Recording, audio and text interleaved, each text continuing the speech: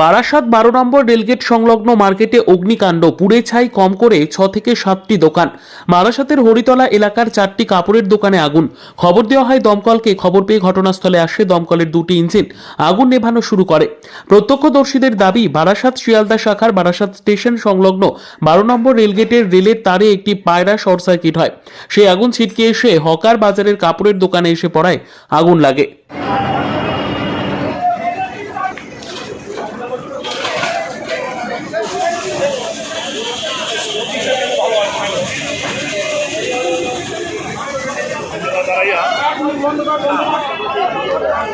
দেখি সাইড দেখি, কোথায় চলে গেলাম?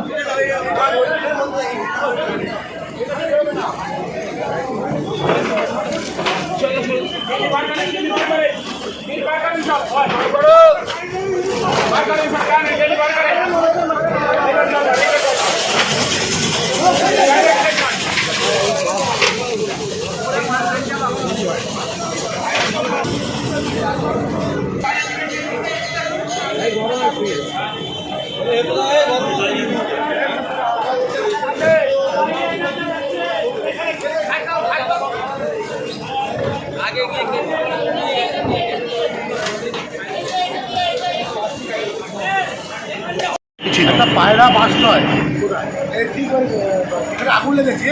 তার থেকে প্রায় 10-20 ফুট আগে রেল লাইনের ওখানে পায়রা বাস নয়। রেল লাইনের যে বাসটা হওয়ার পরে তারপরে কিছু বাদেই ওই 20 ফুট 25 ফুট বাদে এই দোকানগুলো আছে, তার উপরে আগুন দেওয়া শুরু করে।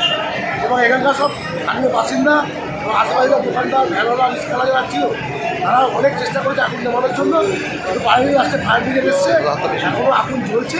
ঠিক আছে, আর আমাদের হকার বাইরে অনেকে এটা মূলত যে দোকানগুলো আগুনের যে দোকানগুলো কিসের দোকান ছিল?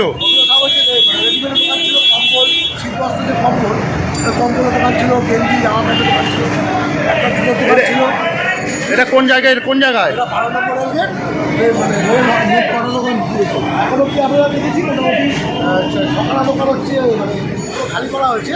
তারপর আশেপাশে দোকানগুলো খালি করা হয়েছে। মানে 4টে দোকানে তো পুরো পুলিশ আছে। দিদি দমকলে কটা ইঞ্জিন এসছে? দমকলের নিচে একটা ইঞ্জিন চলছে, উপরে একটা ইঞ্জিন চলছে। আপনার নাম? আপনার নাম? বাপ্পা দাস। কটা দোকান খুলছে?